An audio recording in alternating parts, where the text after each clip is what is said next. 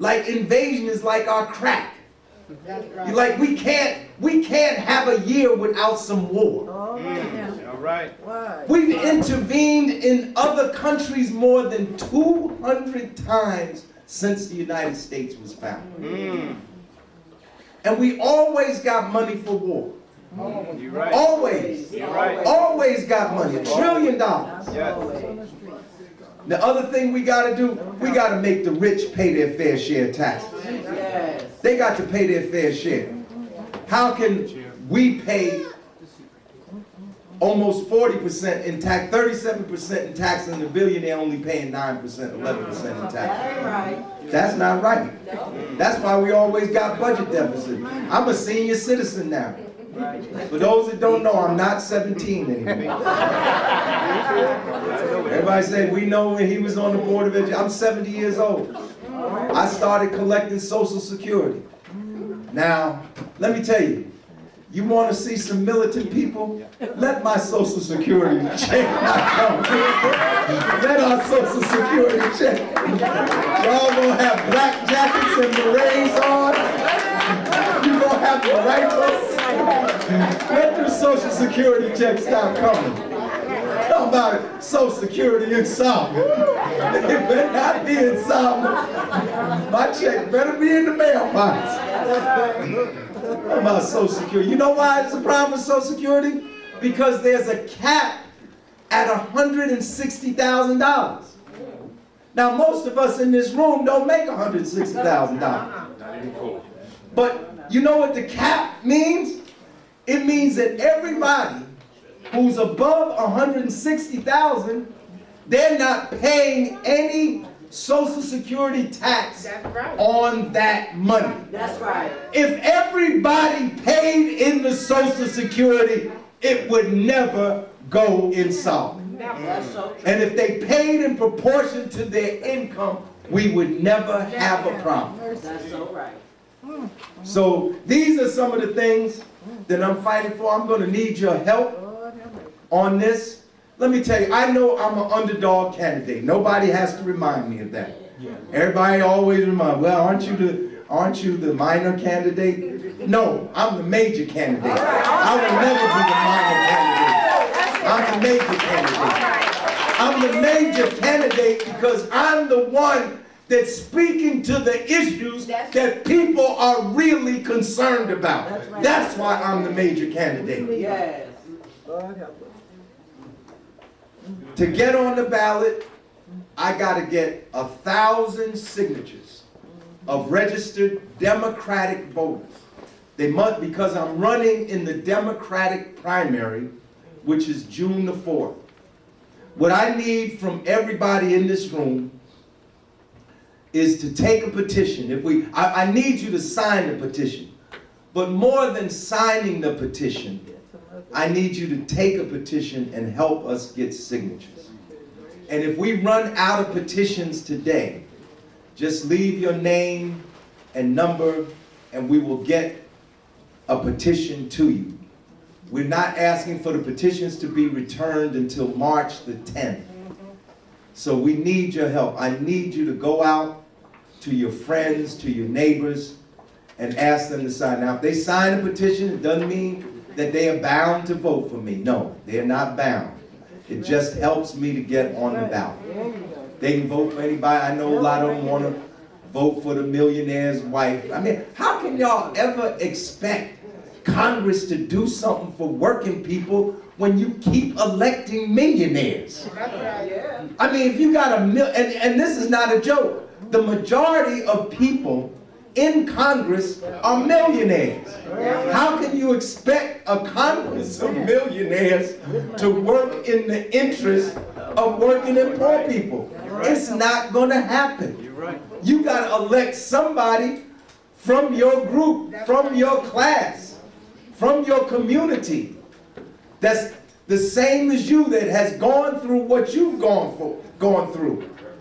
I mean, I come from a working class family. My father was a truck driver. My father drove Mack trucks. Y'all remember Mack trucks? I think they still make them today, right? The big red truck with the silver bulldog. My father was a truck driver. My mother was a seamstress. She worked in the Hoffmanizing Cleaners around the corner from where we live. She was the lady that sat by the sewing machine and fixed your clothes, put your buttons back on and zippers in your clothes and patched them up for you so you could look presentable. That was my mother. I didn't grow up in a mansion. I grew up on Ridgewood Avenue in Newark. Now some of the OGs in here remember the Ridgewood Bar. They won't tell you they remember, but they remember. I lived right next door to the Ridgewood Bar, number 5 Ridgewood Avenue, in the Central Ward of Newark, and then later lived at 527 South 12th Street. I went to South 17th Street School, K through 8, and went to Arts High School, 9 through 12. You know, I got a degree from Princeton University, but unlike many who go on to get these degrees from the Ivy League universities, I came back to my community to try to help uplift my community. That's what I tried to do. That's what I've been trying to do. And lastly, let me say this. We need money. I'm not taking up no collection in here. We have an account set up so that you can make your contribution through our online account. This way, every dollar is accounted for. People want to make her, they want to stuff money in my pockets. I'm like, stop it. Give me check. No, if you make the money through our online account, I think there's a, what they call that thing, the QR code on there. You zoom it in on your camera, it'll take you to the link, take you to our website. But if you don't use the QR code, if you go to Lawrence Hamm for Senate with the number 4, not the word 4, Lawrence Hamm for Senate.info. If you go there, you can make the contribution to our campaign. And we got to raise money. Now I'm going to tell you, we don't have a lot of money. And probably during the course of this election, we won't raise $1 million. But I believe that if we get the people on our side, we can win this election. We can win this election if we get the people on our side. And then, so we need you to sign a petition, take a petition and get signatures, make donations. We have a Zoom, an online campaign meeting every Sunday. It's only an hour from 1 o'clock to 2 o'clock. Y'all are welcome to be on the Zoom to hear what we be talking about, because we want your ideas and your input, how we can make this campaign successful. Like the other day, we were in Inglewood. We're having a meeting like this, and the one of the ladies that was there, who I had not met before, she said, "Mr. Hamm, are you running as a Democrat?" I said, "Yes." She said, "Well, I didn't know because it's not on your leaflet anywhere." And I looked at the leaflet, Wade, and it wasn't. And so I talked to Diane this morning, and Diane corrected the leaflet. So tomorrow when we get more leaflets done, that's going to be on the leaflet. So your ideas are helpful and valuable to us. So at this point, I'm going to stop. I'll take some questions, because I know y'all got some questions. And you tired of hearing me talk. Any questions? Yes, Reverend Zachariah. Yes, Zachariah Jackson, BASA News. You know, with all the money, with all the nations that's over in the Middle East, the billions and billions of dollars that the Arab nations have, you know, are they lending a hand toward with Palestine at all, or is, you know, or do it just fall at the door of us? Yes, many of the Arab nations contribute to a number of funds that were established to help the Palestinians, including the UNRWA, United Nations Relief Agency, UNRWA.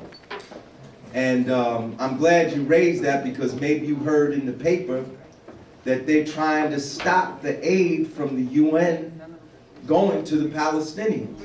This is actually a violation of the genocide case that South Africa just won. I mean, they are starving, they're literally trying to starve the people to death. See, a lot of us don't know the history of the Palestinian situation. And it's hard, I know, it was hard for me. I mean, what did I know about Israel? I saw that movie, The Ten Commandments, with Charlton Heston as Moses. And that's what I knew. You know, they said there was the chosen people. But these are not the original chosen. These are not the original people of that land.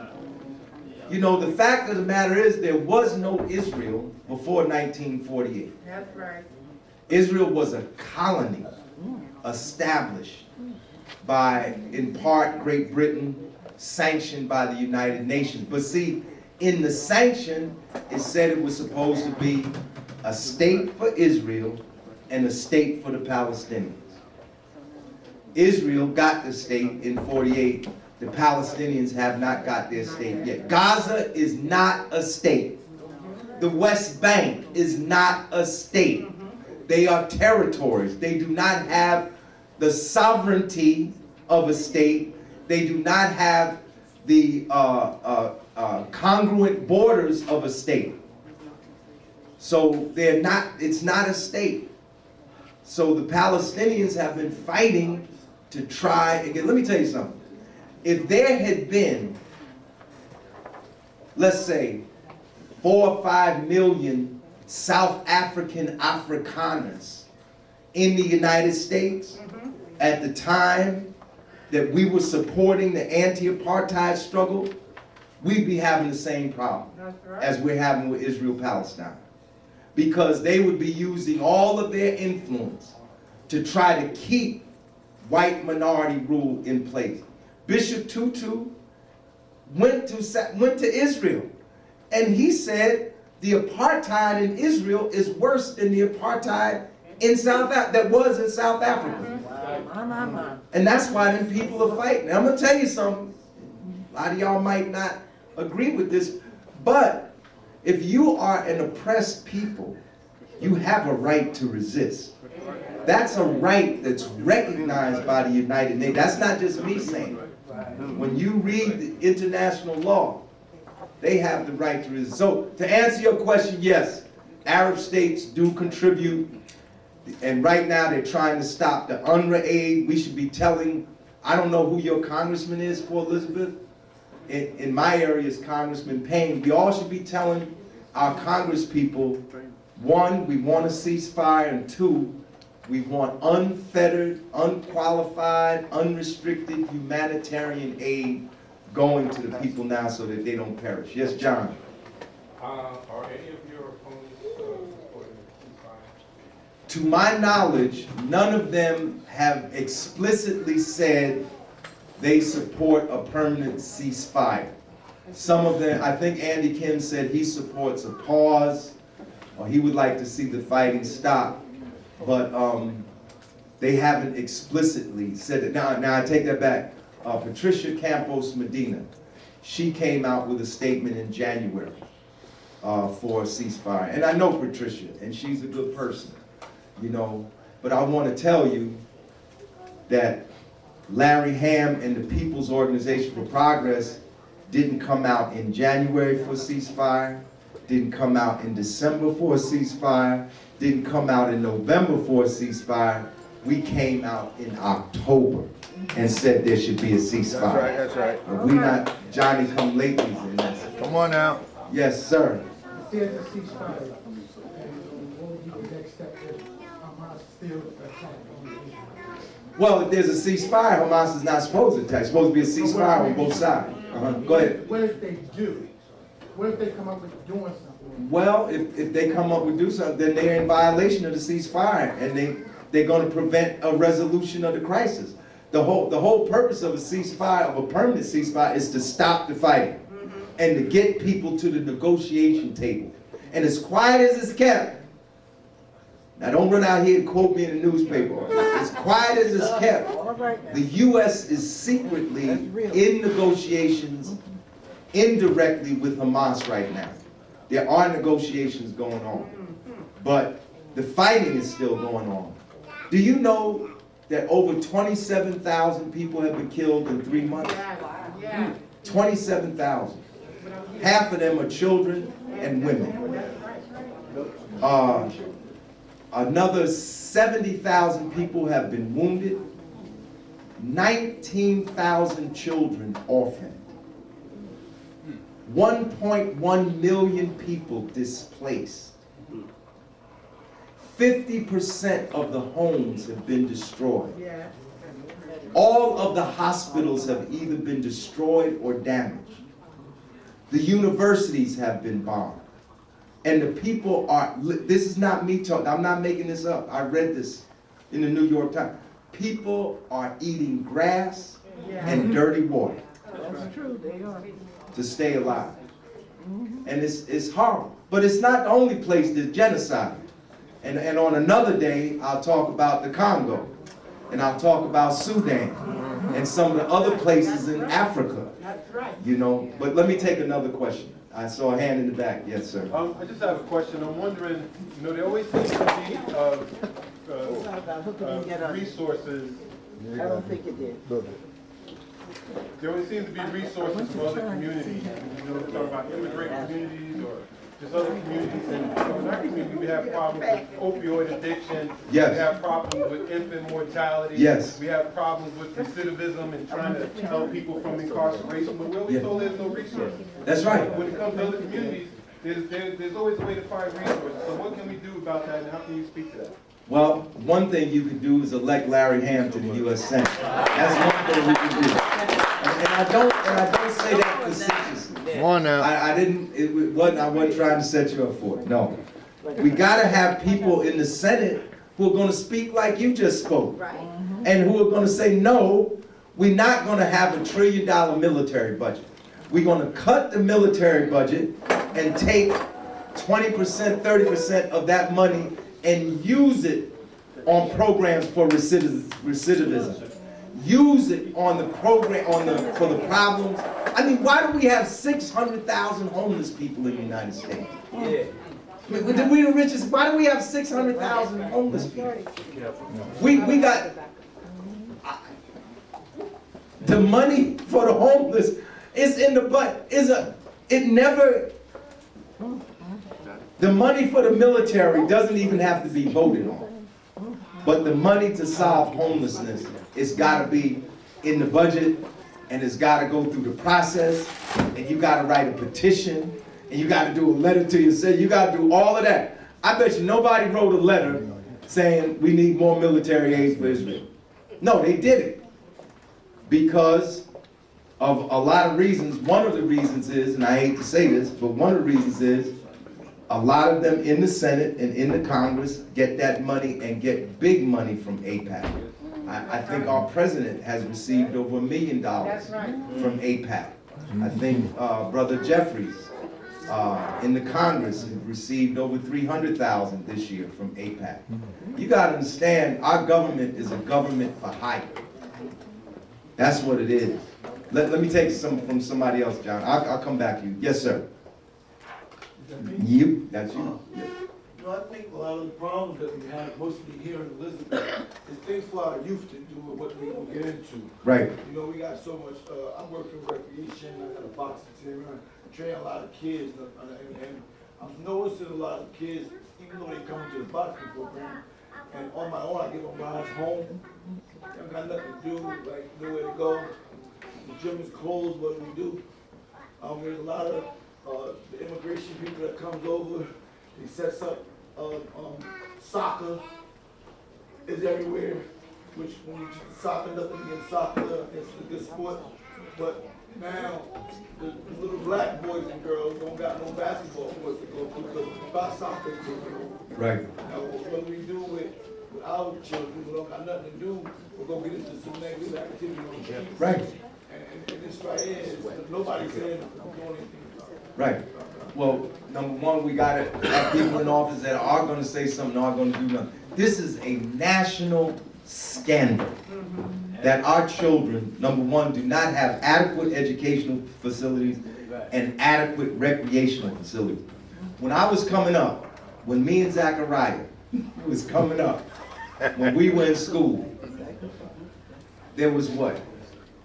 There was Model Cities program, Title I program, UCC, United Community Corporation Poverty Program, CETA program. That's right.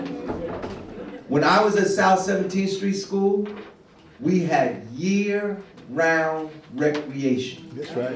In the summer and the winter, our Boy Scout troop was run out of the school.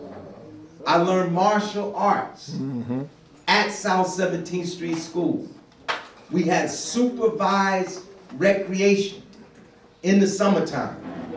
Title I programs took us on trips during the school year and in the summertime. But what happened? What happened with all of that? I'm gonna tell you what happened.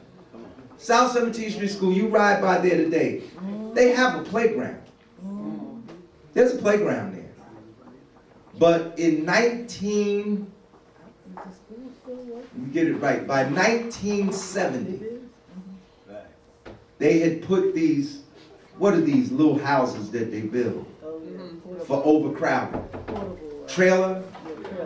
These trailers, they put them in the playground.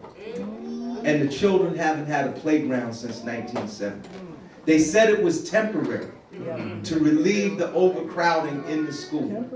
They never took it. I mean, how can children grow and develop? Yes, accept it.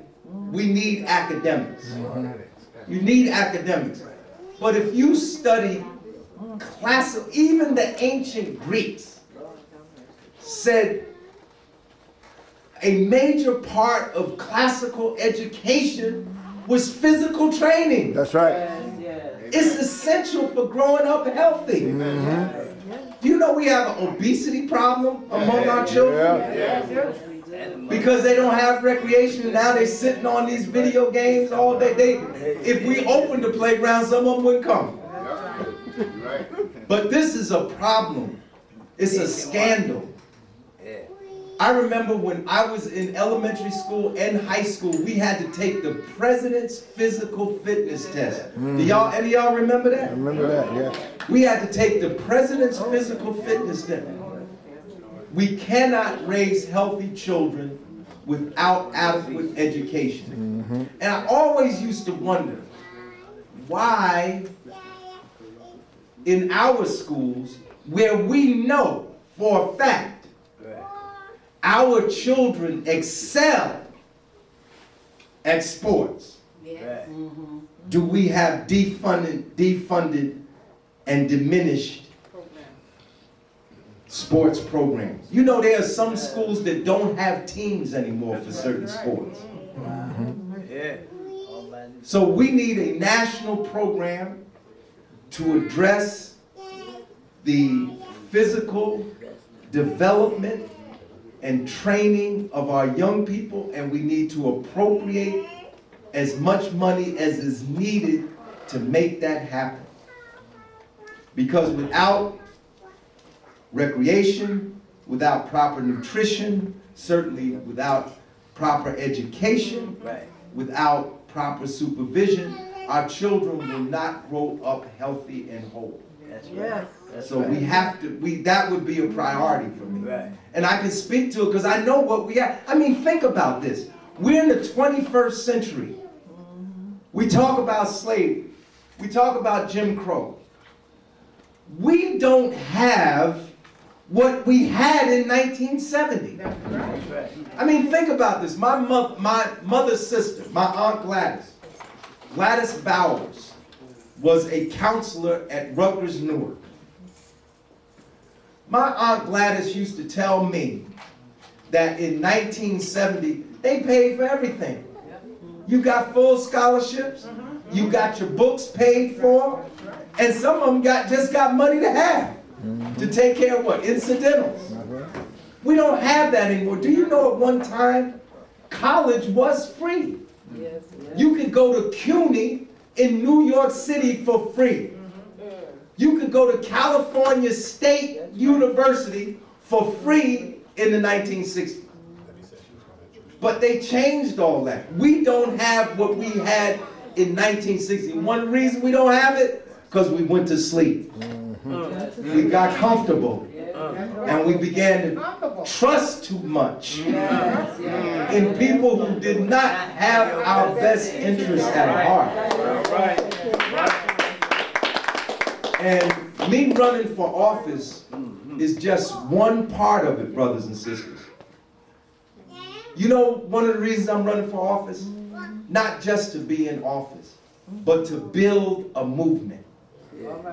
See, as I see it, whenever we have elections, even if the person can't win, we got to have somebody in that race. That's right. First of all, there shouldn't be no all-white races up here in Elizabeth and anywhere else up here in Union County and Essex County. How you gonna have a race for United States Senate office and not have a black candidate in the race? Yes, so right. Even if that person is not gonna win, if you don't have a person in the race, your interests are not going to be addressed. Your issues are not going to be talked about. And they're going to talk about other things and make you think that those things are more important than your issues. That's right. That's right. We got to have progress, and it's not just about skin color anymore. That's right. Uh-oh, everybody got quiet. It's not. It's not just about skin color anymore. That's right. Skin color, yes. We should have representation. If you got a majority black district, there should be a black representative. But you and I know that being black does not necessarily mean that that person is going to fight for us. That's right. You got to have someone that's standing on a progressive platform and progressive agenda. And that's why I'm running, so that we have a progressive in the race who's going to talk about reparations, who's going to talk about police brutality, That's right.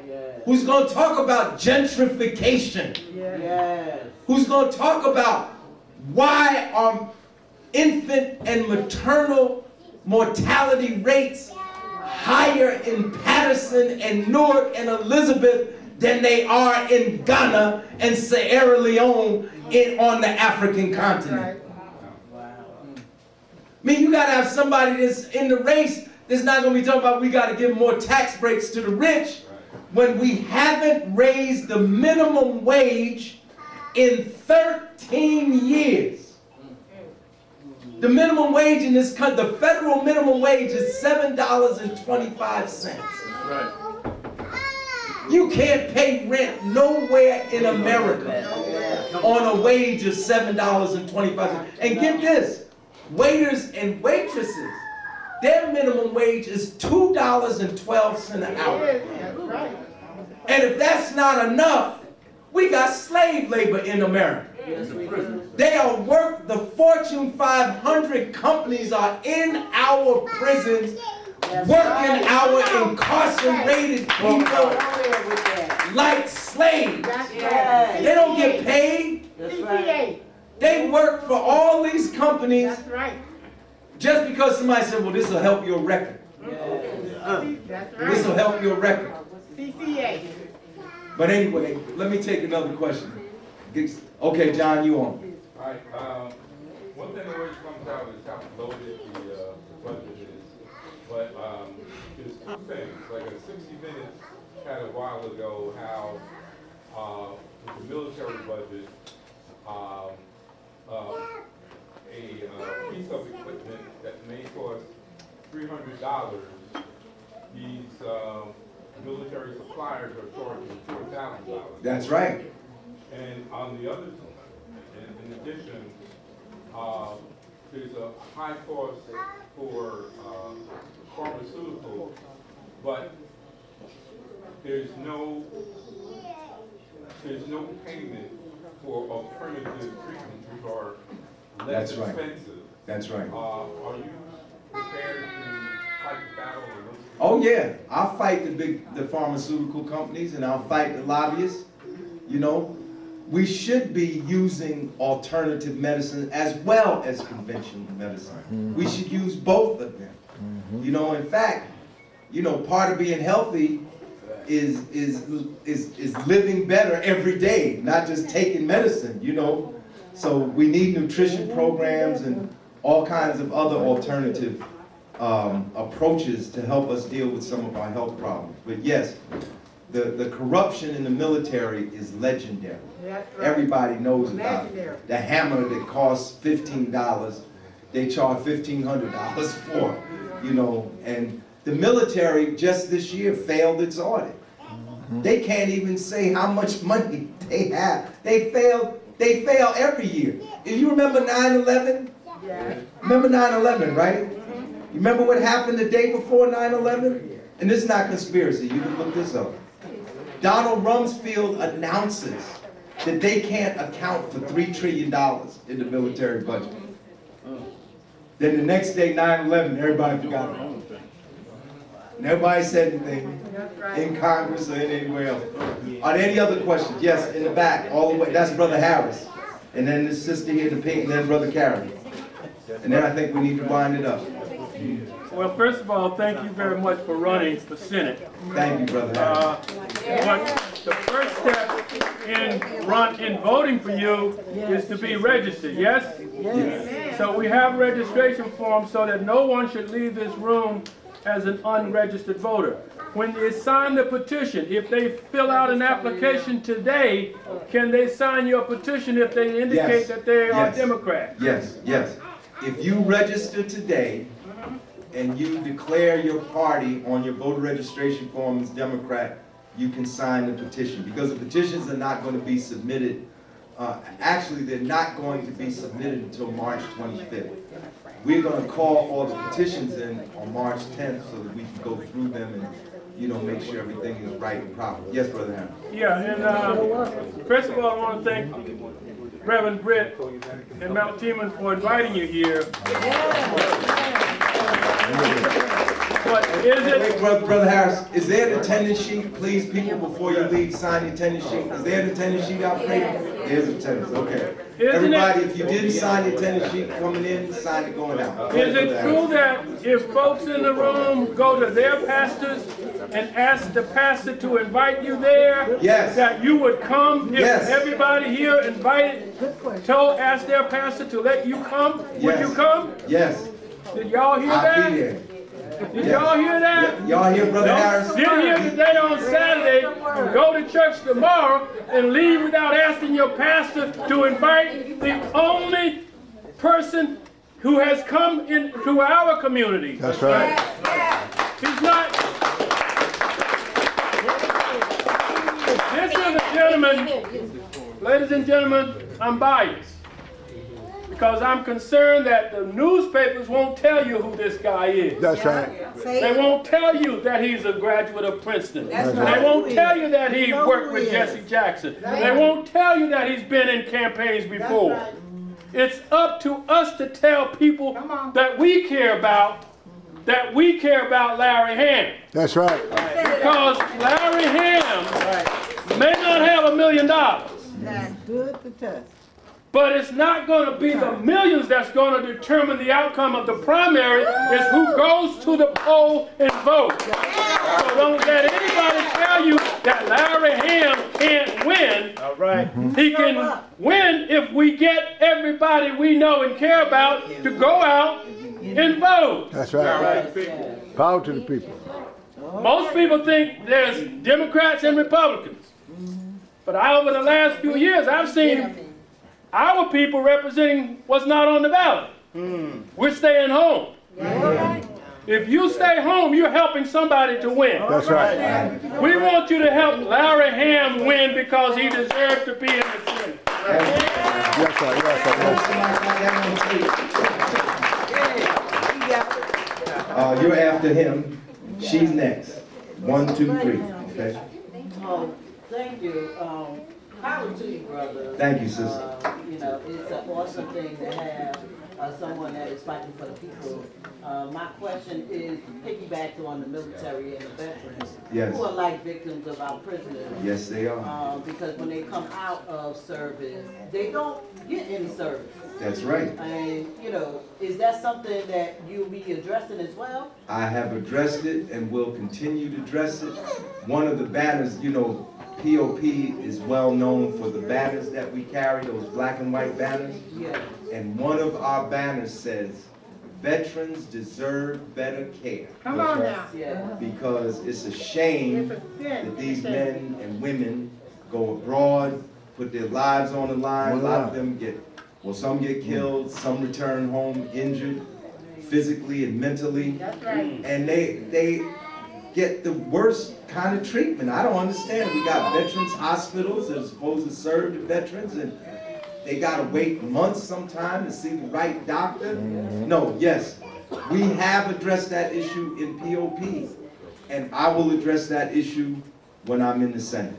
Yes, absolutely. In fact, I spoke this year, in last year, 2023, I believe it was, which one is in the spring, Veterans Day or Memorial Day? Memorial is in the spring, right? This past spring, I spoke to a group of veterans, to a dinner that one of the Legion posts had. In fact, it was in Union. It was at that place in, what's that, Galloping Hill? Yes, it was at Galloping Hill. They had a dinner, and they invited me as a guest speaker, and I addressed those issues then. So I am familiar with these issues, and we will address those continuously because we have been talking about it. I mean, why is it that we got homeless veterans? I don't understand that. I can't understand. Like, they got guys literally, they fought in Vietnam, they survived Vietnam, but they can't survive America. They survived Iraq, but they can't survive America. They survived Afghanistan, they can't survive America. Why is a man that was in uniform, fought for this country, sitting on the sidewalk, sitting in front of the 7-Eleven, standing at the menu board at McDonald's? Why don't we have people hired whose jobs it is to take care of these people? Why don't we build housing, decent housing for these people so they don't have to live on the street? It's a disgrace, I'm telling you. And it's time for the people, see, yes, I want to be in office, but it's going to take more than me being in office. It's going to take the people standing up and saying enough is enough. We're not going to put up with this anymore. We're going to provide what people need to prosper in this country. All the people. All the people. Brother Karen. Power to the people. Power to the people.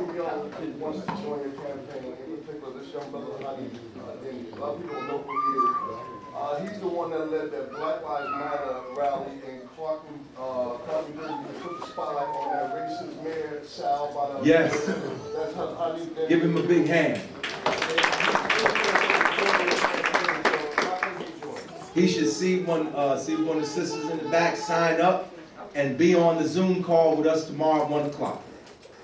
The campaign, and I'm telling you another thing I want you to do. I don't care what organization you belong to, I want you to join the People's Organization for Progress. Yes. Because after this campaign is over, the issues are still going to be in front of us. Yes, sir. You know, the issues are still going to be there. I'm trying to build a movement. Y'all think I'm just running for office. I'm trying to build a movement. I'm trying to build a movement of the whole people to fight this system, to change this system so that we can have a better life. Young man, you were next. And then Hanif. Yes. Yes. We have a housing deficit in the United States of some 2 million units. And one of the reasons we have this deficit is because, one, the federal government basically got out of public housing under Ronald Reagan. I mean, they're still managing what housing units are left, but the government is basically out of public housing. We got to get the government back into public housing. And building housing is one of the ways we can also put people back to work. If we have a national housing program to provide affordable housing to everyone that can address both the housing problem and the unemployment problem. The other problem is that housing is a private profit industry in this country. And it's based primarily on making money when housing should be a recognized human right. Every human being should be housed in this country and any other country. And the marketplace should not prevent us from making that happen. There's no need for our senior citizens to be unhoused and homeless people. And then the other thing we have to do is deal with housing affordability. We need a national rent control law. Because right now, rent control is city by city, state by state, county by county. We need a national law dealing with rent control, and the government should not use the market rates for what affordability is. When they tell you they're going to build a new housing project over here, and it's going to be affordable, it's going to be affordable based on the statewide market rate. The rent for housing should be based on the mean income of the people in the area where the housing is going to be built. And that's one of the reasons why when they build these new houses, we can't move in them. Because the cost is too much. And they shouldn't cross state lines. Right. That's right. That's why Elizabeth so hard because of New York. That's right. That's absolutely right. Hanif. Thank you.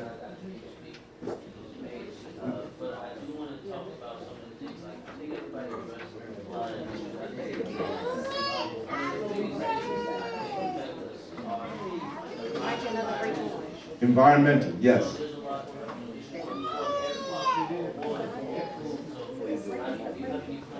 Yes, yes. There are several things that must be addressed. Number one, I can't talk about everything, but I will say this. The human race is on the verge of extinction. I don't know if people are checking these things out. That's right. If you keeping your eye on the weather, you know, we don't have, what they call it, climate change. We got climate chaos, climate disaster. And we must break our dependence on fossil fuels. The reason we're having these extreme weather conditions is because we burn oil, we burn gas, and then coal, and then those gases come into the atmosphere and they trap the heat, and it heats up the atmosphere. And then that does what? It heats up the oceans. And when you heat up the oceans, it does what? It makes storms. It makes hurricanes.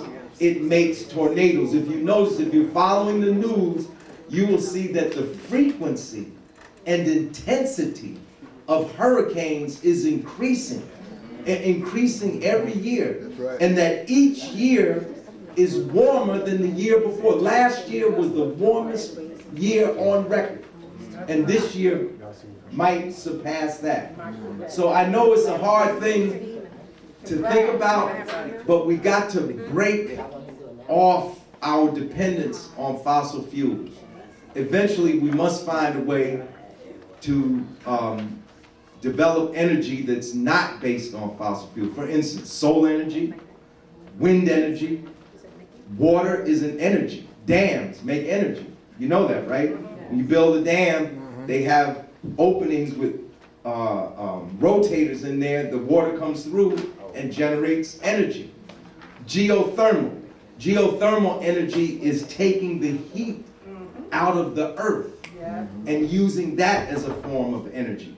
We got to move away from fossil fuels. Look, one of the reasons so many children in urban areas have asthma and came up like I did with asthma is because, and some of y'all remember, we had cold heat. We heated with coal. Now, some people, young people here don't know about that, right? You remember, right? You used to have the coal man. If you look at some of these houses, some of these old wooden frame houses, they got little windows on the side by the driveway. That's where the coal man would come. He'd open that little window, and put that chute in there, and shovel that coal down there. But those coal furnaces, I mean, that's all we had. You can't blame nobody. That's all we had at the time. But that coal, the gas that came from burning the coal, y'all know about the fumes that came out the furnace. You could smell them in the house.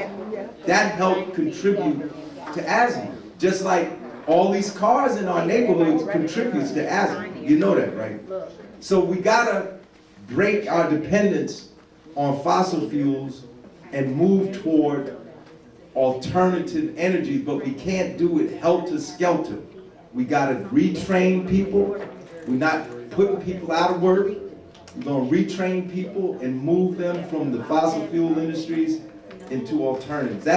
That's one thing we have to do. But then the other thing we have to do, we have to have stricter environmental protection.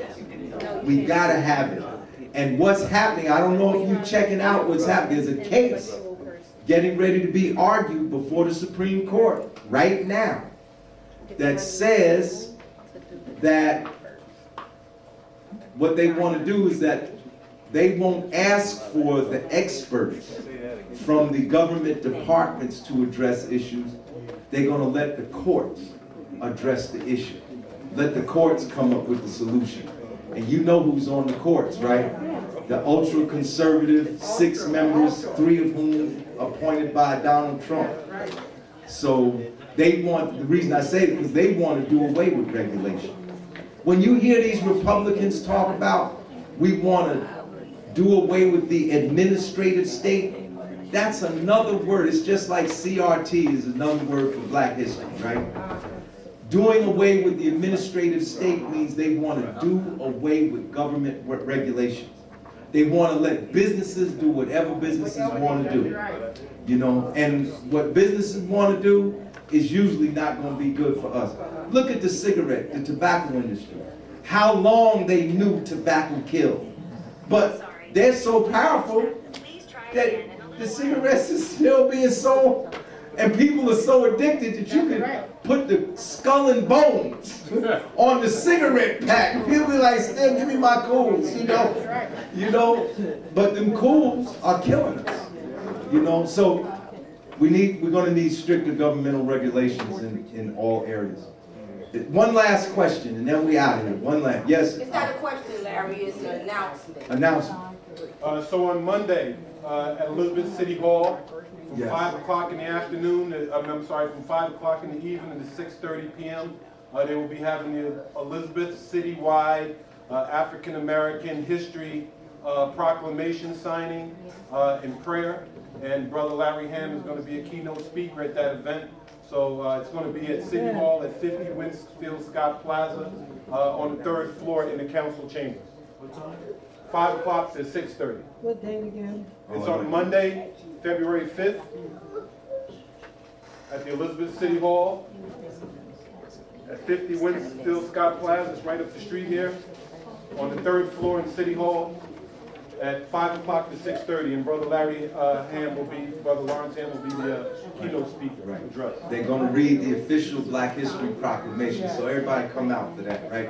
You got the last question, brother? Yeah, I just have a statement. Thank you for that announcement. Give him a hand for that announcement. Thank you. I just have a statement to make. Yes, ma'am. When, not if, you are elected for Congress. Yes, ma'am. When.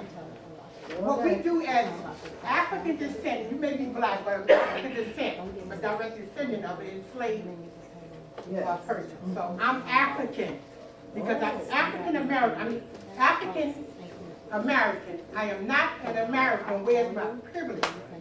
African, where's my culture? So I'm a direct descendant of that. What we do, we will put you there. Yes, ma'am. But guess what? What? We leave you out there hanging out there all by yourself. Don't leave me hanging. We leave. Once we put you there, We need to rally around you. Thank you. We need to be there at all times. Tell them one more When you time. send for us, listen, those people in Trenton, Washington, they want to see us. But guess what? We're too busy. You have buses. I've been down to Trenton Yes. for. Send us a bus. Yes, ma'am. We will ride. Yes, ma'am. I will ride. All right. Now, they don't need no speakers. They just need bodies. Mm-hmm. I remember I went to AARP down in Trenton. All right. We had all our Senior citizens. senior citizens. Mm-hmm. 350 of us, white hair, old people went down there. Right. Guess what? Everybody across the street came over there Right. and said to us, if you want or need anything, let us know. That's right. People, I can't get you to understand. We don't have to be all dogged out. We don't have to be different. We just need to rally behind our next congressman. Don't put me there and leave me there. We need to be behind his back. Right. 100%. Thank you. And that's what we, as African, as African descent, make our error. We put you there, and then we get the idea, well, he didn't do anything for me. That's right. But you there when he did. Being out there by yourself is lonely. It's lonely. So you need to see our face. Just send out the bus and let us know when we come. Let me know. I'll give you I a want to signal. run the bus. I sleep all the way. Give you I a sleep on that bus. You will get my signal. Brothers and sisters, I want to thank you so much for coming out today. Please, on your way out, sign a petition, sign the attendance list.